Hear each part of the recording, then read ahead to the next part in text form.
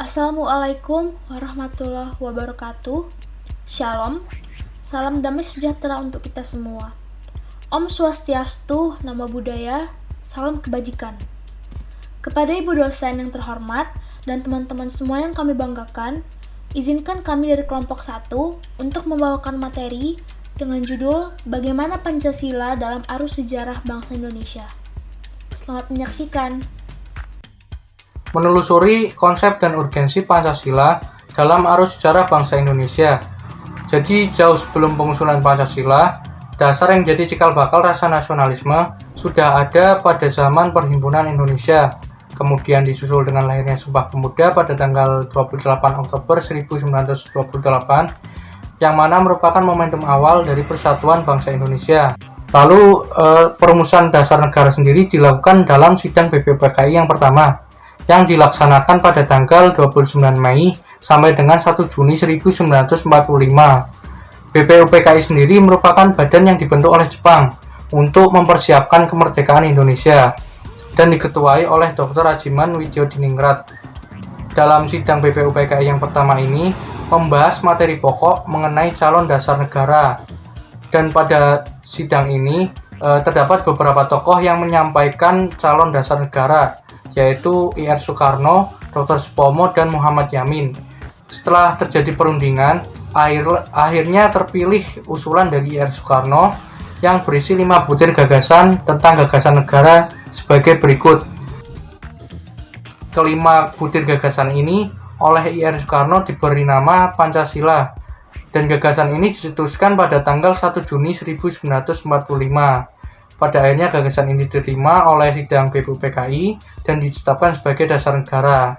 Setelah itu dibentuk sebuah panitia kecil yang beranggotakan 8 orang untuk menampung usulan-usulan mengenai calon dasar negara ini, sampai diresmikannya Pancasila dengan isi yang kurang lebih seperti sekarang. BPUPKI pun melakukan sidang kedua yang dilaksanakan pada 10 sampai 16 Juli 1945. Dan sidang tersebut menghasilkan Piagam Jakarta yang berisi, setelah dilakukan beberapa perubahan, Piagam Jakarta ini pun akhirnya dijadikan sebagai pembukaan UUD 1945. Pada tanggal 6 Agustus 1945, Sekutu dan Amerika menjatuhkan bom ke kota Hiroshima. Setelah peristiwa tersebut, pada tanggal 7 Agustus 1945, pemerintah Jepang mengeluarkan maklumat yang berisi, kemudian pada tanggal 7 Agustus 1945, PPKI pun dibentuk yang diketuai oleh Insinyur Soekarno dengan wakilnya Dr. Andes Muhammad Hatta. Kemudian pada tanggal 9 Agustus 1945, Sekutu dan Amerika menjatuhkan bom di kota Nagasaki. Hal ini menghancurkan kota tersebut dan melemahkan kekuasaan Jepang. Akhirnya, pada tanggal 14 Agustus 1945, Jepang menyerah tanpa syarat kepada Sekutu. Menyerahnya Jepang membuat terjadinya kekosongan kekuasaan di Indonesia. Hal ini pun tidak disia-siakan oleh salah satunya Indo.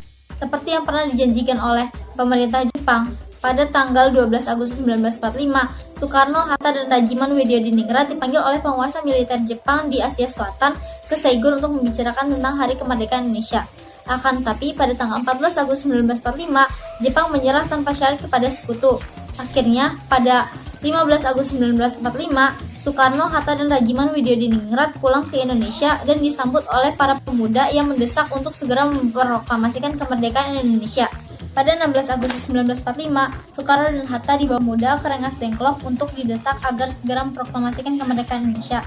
Pada akhirnya, proklamasi kemerdekaan Indonesia dapat dicetuskan pada 17 Agustus 1945. Sehari setelah proklamasi kemerdekaan Indonesia, PPKI bersidang untuk menentukan dan menegaskan bahwa Indonesia bukan lagi negara terjajah, akan tetapi negara yang sudah merdeka. PPKI yang semula badan buatan pemerintahan Jepang, sejak saat itu dianggap mandiri dan merupakan badan nasional. Indonesia sebagai bangsa yang sudah merdeka memerlukan perangkat dan kelengkapan, seperti dasar negara, undang-undang dasar, serta pemimpin negara. Putusan-putusan penting yang dihasilkan oleh PPKI antara lain: 1. Mengesahkan Undang-Undang Dasar Negara, yaitu UUD 1945, yang terdiri dari pembukaan dan batang tubuh. Naskah pembukaan diambil dari Piagam Jakarta dengan sejumlah perubahan, dan batang tubuh juga diambil dari rancangan BPUPKI dengan sejumlah perubahan pula. Yang kedua, memilih presiden dan wakil presiden, yaitu Soekarno dan Hatta. 3. Membentuk KNIP yang anggota intinya merupakan mantan anggota PPKI ditambah tokoh-tokoh masyarakat dari berbagai golongan. Setelah diproklamasikannya kemerdekaan Indonesia yang diikuti dengan pengesahan Undang-Undang Dasar 1945, roda pemerintahan yang seharusnya dapat berjalan dengan baik dan tertib mendapat ancaman dari pihak Belanda yang ingin kembali menjajah Indonesia. Tindakan yang dilakukan Belanda berupa agresi militer yang dilakukan selama kurang lebih 4 tahun. Pada akhirnya, Belanda mengakui kedaulatan Indonesia pada tanggal 27 Agustus 1949. Maka pada tanggal 17 Agustus 1950, Indonesia kembali menjadi negara kesatuan yang tadinya berbentuk Republik Indonesia Serikat. Namun, perubahan Indonesia menjadi negara kesatuan tidak diikuti dengan penggunaan kembali Undang-Undang Dasar 1945, tetapi diganti dengan konstitusi baru, yaitu Undang-Undang Dasar Sementara 1950. Berdasarkan Undang-Undang Dasar Sementara tahun 1950, dilaksanakanlah pemilu yang pertama pada tahun 1995. Pemilu ini dilaksanakan untuk membentuk dua badan perwakilan, yaitu Badan Konstituante dan DPR. Pada tahun 1950, Badan Konstituante mulai bersidang di Bandung untuk membuat Undang-Undang Dasar yang definitif sebagai pengganti UUDS 1950. Sebagian anggota menghendaki Islam sebagai dasar negara, tetapi sebagian anggota lain masih berpegang teguh pada Pancasila sebagai dasar negara. Akibatnya banyak anggota konstituante yang menyatakan tidak akan lagi menghadiri sidang. Keadaan ini memprihatinkan Presiden Soekarno selaku kepala negara. Lalu akhirnya pada 5 Juli 1959, Presiden Soekarno mengambil langkah darurat dengan mengeluarkan dekret. Setelah dekret Presiden Soekarno 5 Juli 1959, Soekarno pelaksanaan pemerintahan negara didasarkan Undang-Undang Dasar 1945. Sesudah dikeluarkannya dekret 5 Juli 1959 oleh Presiden Soekarno, terjadi beberapa penyelewengan terhadap Undang-Undang Dasar 1945. Antara lain, Soekarno diangkat menjadi presiden seumur hidup. Kedua, kekuasaan Presiden Soekarno berada di puncak piramida, artinya berada pada posisi tertinggi yang membawahi MPRS, DPR, dan DPA, sehingga mengatakan sejumlah intrik politik dan perebutan pengaruh berbagai pihak dengan berbagai cara, baik mendekati maupun menjauhi presiden. Pertentangan antara lain begitu keras, seperti yang terjadi antara tokoh PKI dengan perwira Angkatan Darat, sehingga terjadilah penculikan dan pembunuhan sejumlah perwira Angkatan Darat yang dikenal dengan peristiwa Gerakan 30 September atau G30 SPKI. Peristiwa G30 SPKI menimbulkan peralihan kekuasaan dari Presiden Soekarno ke Soeharto. Peralihan kuasa ini diawali dengan terbitnya surat perintah dari Presiden Soekarno kepada Letnan Jenderal Soeharto, yaitu di kemudian hari terkenal dengan nama Super Semar. Surat itu intinya berisi perintah Presiden kepada Soeharto agar mengambil langkah-langkah pengamanan untuk menyelamatkan keadaan. Super Semar ini dibuat di Istana Bogor dan dijemput oleh Basuki Rahmat, Amir Mahmud, dan Muhammad Yusuf. Super Semar ini juga menjadi kontroversial di belakangan hari. Kenapa Super Semar yang diberikan oleh Presiden Soekarno pada Legend Soeharto itu kemudian dikuatkan dengan Tab nomor 9 MPRS 1966 pada 21 Juni 1966. Dengan demikian, status Super Semar menjadi berubah, mula-mula hanya sebuah surat perintah presiden, kemudian menjadi ketetapan MPRS. Jadi yang memerintah Soeharto bukan lagi Presiden Soekarno, melainkan MPRS. Hal ini merupakan fakta sejarah terjadi peralihan kekuasaan dari Presiden Soekarno ke Soeharto. Setelah menjadi presiden, Soeharto mengeluarkan Inpres nomor 12/1968 tentang penulisan dan pembacaan Pancasila sesuai dengan yang tercantum dalam bukan Undang-Undang Dasar 1945. Lalu Soeharto mengajukan usul P4 kepada MPR ketika sidang umum 1978. Setelah usul diterima, Soeharto mengeluarkan Inpres nomor 10 tahun 1978 dan Kepres nomor 10 1979. Lalu Pancasila dijadikan satu-satunya asas bagi Orsopol dan Ormas sehingga menimbulkan banyak pro kontra. Namun dengan kekuasaan rezim Soeharto yang makin kokoh sehingga tidak ada yang berani menantang. B. Menanya alasan diperlukannya Pancasila dalam kajian sejarah bangsa Indonesia. Yang pertama, karena Pancasila sebagai identitas bangsa Indonesia. Pancasila sebagai identitas bangsa Indonesia yaitu sebagai kepribadian bangsa dan hal yang mendasari serta membedakannya dengan negara lain. Identitas nasional menggambarkan siapa bangsa Indonesia sebenarnya dan menjadi penting demi menjaga keutuhan bangsa. Unsur pembentuk identitas nasional adalah agama, suku bangsa, budaya, bahasa, serta yang lainnya. Budaya dapat membentuk identitas suatu bangsa melalui proses inkulturasi dan akulturasi. Pancasila sebagai identitas bangsa Indonesia merupakan akibat dari proses inkulturasi dan akulturasi. Menurut Sastra Teja 1991, inkulturasi yaitu proses perpaduan berbagai elemen budaya dalam kehidupan masyarakat sehingga menjadikan masyarakat berkembang secara dinamis. Menurut Haviland 1985 menegaskan bahwa akulturasi adalah perubahan besar yang terjadi sebagai akibat dari kontak antar kebudayaan yang berlangsung lama. Hal-hal yang terjadi dalam akulturasi meliputi yang pertama, substitusi, yang kedua, sinkretisme, yang ketiga, adisi, keempat, originasi, kelima, rejeksi. Menurut Haviland 1985. Menurut As'ad Ali dalam buku Pancasila, yaitu Jalan Kemaslahatan Berbangsa mengatakan bahwa Pancasila sebagai identitas kultural dapat ditelusuri dari kehidupan agama yang berlaku dalam masyarakat Indonesia melalui peran-peran agama besar seperti peradaban Hindu, Buddha, Islam, dan Kristen. Agama-agama tersebut menyumbang dan menyempurnakan konstruksi nilai norma tradisi dan kebiasaan-kebiasaan yang berkembang dalam masyarakat. Misalnya, konstruksi tradisi dan kultur masyarakat Melayu, Minangkabau, dan Aceh tidak bisa dilepaskan dari peran peradaban Islam. Sementara, konstruksi budaya Toraja dan Papua tidak terlepas dari peradaban Kristen. Demikian pula halnya dengan konstruksi budaya masyarakat Bali yang sepenuhnya dibentuk oleh peradaban Hindu. Pancasila sebagai kepribadian bangsa Indonesia. Pancasila disebut sebagai kepribadian bangsa Indonesia, artinya nilai-nilai Pancasila diwujudkan dalam sikap mental, tingkah laku, dan amal perbuatan yang memiliki ciri khas, yang menjadi kepribadian yang dapat dibedakan dengan bangsa lain. Setiap pribadi mencerminkan keadaan atau halnya sendiri, demikian pula halnya dengan ideologi bangsa. Meskipun nilai tersebut terdapat pada ideologi bangsa lain, tapi bagi bangsa Indonesia tetap mencerminkan kepribadian bangsa, karena diangkat dari nilai-nilai kehidupan masyarakat Indonesia yang akan dilaksanakan secara simultan atau serentak. Proses akulturasi dan inkulturasi ikut mempengaruhi kepribadian bangsa Indonesia dengan berbagai variasi yang sangat beragam. Nilai-nilai spiritual, sistem perekonomian, politik, budaya merupakan contoh keunggulan yang berakar dari kepribadian masyarakat Indonesia sendiri.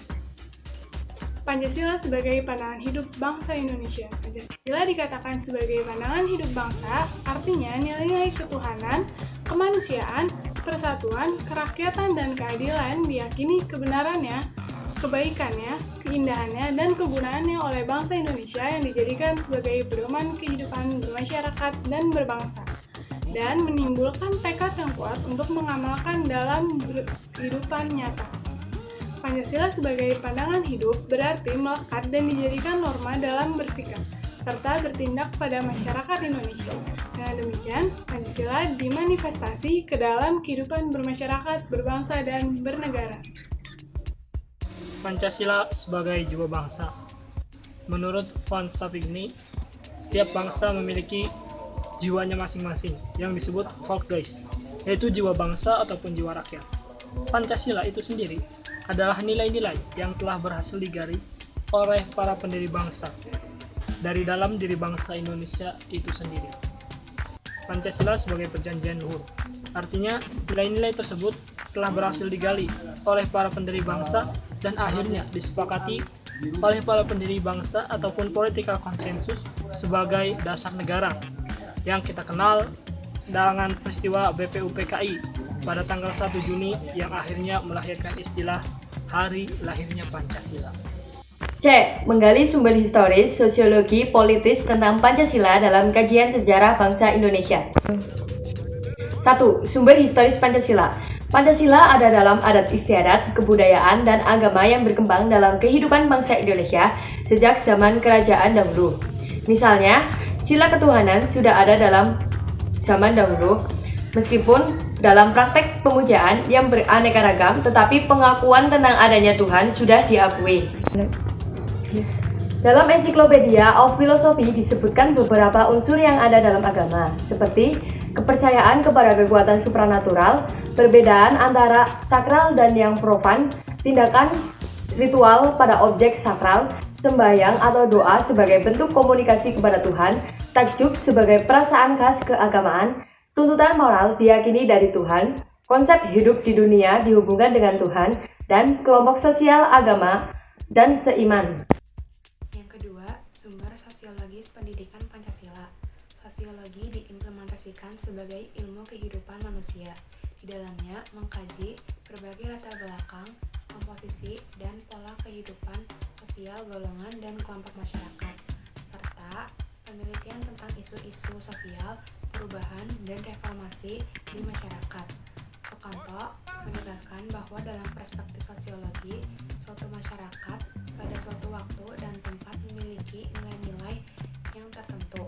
Melalui pendekatan sosiologis ini, kita diharapkan mampu mengkaji struktur sosial, proses sosial, termasuk perubahan sosial dan permasalahan sosial yang perlu dilakukan secara arif dengan menggunakan nilai-nilai standar yang mengacu pada nilai-nilai Pancasila. Bung Karno menegaskan bahwa nilai-nilai Pancasila digali dari bumi pertiwi Indonesia. Dengan kata lain, nilai-nilai Pancasila berasal dari kehidupan sosiologis masyarakat Indonesia. Selanjutnya yang ketiga, sumber politis Pancasila, yaitu nilai-nilai dasar yang terkandung dalam Pancasila yang bersumber dan digali oleh lokal wisdom, budaya, dan pengalaman bangsa Indonesia, termasuk pengalaman yang berhubungan dengan bangsa-bangsa lain. Nilai-nilai Pancasila misalnya sila keempat yang bisa kita temukan dalam suasana pedesaan yang memiliki pola kehidupan bersama, bersatu, dan demokratis, dijiwai oleh semangat kekeluargaan yang sebagaimana yang tercermin dalam sila keempat, yaitu kerakyatan yang dipimpin oleh hikmat kebijaksanaan dalam permusyawaratan perwakilan. Nah, semangat seperti ini yang kita perlukan dalam mengambil keputusan yang mencerminkan musyawarah. Dinamika Pancasila di dalam sejarah bangsa Indonesia mengalami pasang surut dalam pelaksanaan dan pemahamannya. Yang pertama adalah pada masa Orde Baru atau masa pemerintahan Soekarno. Pada saat itu, Nasakom lebih populer daripada Pancasila. Konsep nasionalis, agama, dan komunis atau yang biasa disebut Nasakom adalah konsep yang dicetuskan oleh Soekarno yang saat itu sedang menjabat menjadi pemimpin negara Indonesia. Nasakom diusung untuk mengimbangi 3 faksi besar di Indonesia pada era demokrasi terpimpin, yaitu tentara yang beraliran nasionalis, kelompok Islam yang beraliran agama, dan gerakan kelompok kiri yang beraliran komunis. Seiring berkembangnya Nasakom, berkembang pula PKI yang semakin subur dan mendapat dukungan dari masyarakat luas. Dengan menempatkan ideologi komunis sebagai ideologi yang dominan, menjadikan Nasakom lebih populer sehingga menjadikan nilai-nilai Pancasila memudar. Selanjutnya adalah masa Orde Baru atau masa pemerintahan Soeharto. Pada masa Orde Baru, salah satu upaya konkret pemerintah dalam rangka penanaman nilai-nilai Pancasila adalah dengan melalui penataran pedoman penghayatan dan pengamalan Pancasila atau yang biasa disebut P4. Pancasila dijadikan ideologi tunggal dan satu-satunya sumber nilai serta kebenaran yang selalu ditanamkan dalam benak masyarakat melalui doktrinasi. Melalui berbagai legitimasi hukum, Orde Baru menjadikan Pancasila sebagai alat pembenaran politik.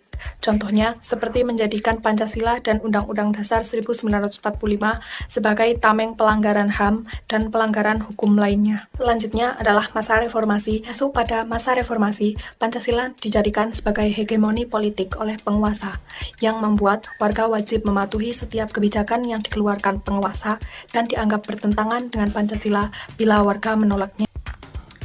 2. Argumen tentang tantangan terhadap Pancasila dalam kehidupan berbangsa dan bernegara. Tantangan pendidikan Pancasila. Menurut Abdul Ghani, yaitu Pancasila adalah leitmotif and light star. Leitmotif yang memiliki arti dorongan pokok dan light star yang memiliki arti bintang petunjuk jalan. Tantangan pendidikan Pancasila dibagi menjadi dua, yaitu internal dan eksternal. Contoh dari internal yaitu perguruan tinggi, misalnya faktor ketersediaan sumber daya dan spesialisasi program studi yang makin tajam, yang menyebabkan kekurang tertarikan sebagai mahasiswa terhadap pendidikan Pancasila. Faktor eksternal yaitu contohnya adalah krisis keteladanan daripada elit politik dan maraknya gaya hidup hedonistik di dalam masyarakat. Memahami dinamika dan tantangan Pancasila pada era globalisasi, diantaranya terdapat pada penggalan-penggalan pidato kebangsaan yang disampaikan oleh mantan Presiden Republik Indonesia, diantaranya 1. Pidato Presiden ketiga Republik Indonesia B.J. Habibie. 2. Pidato Presiden kelima Megawati Soekarno Putri. 3. Presiden ke-6 yaitu Susilo Bambang Yudhoyono.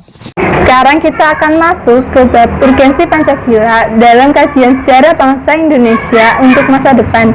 Subbab yang pertama adalah esensi Pancasila dalam kajian sejarah bangsa. Esensi menurut KBBI itu berarti hakikat atau hal-hal pokok. Hakikat Pancasila itu dibagi menjadi dua, yaitu sebagai filosofis negara dan sebagai pandangan hidup bangsa.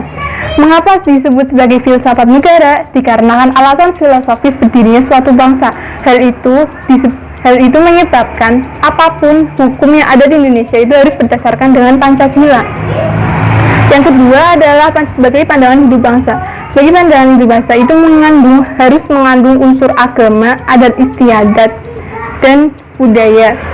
Sebab yang kedua adalah urgensi Pancasila dalam kajian sejarah bangsa Indonesia. Urgensi menurut KBBI itu berarti keadaan yang mendesak atau hal-hal yang sangat penting. Menurut Kompas pada tanggal 1 Juni tahun 2008 itu menjelaskan tentang pendidikan bangsa Indonesia yang tertanam dalam diri itu semakin menurun drastis.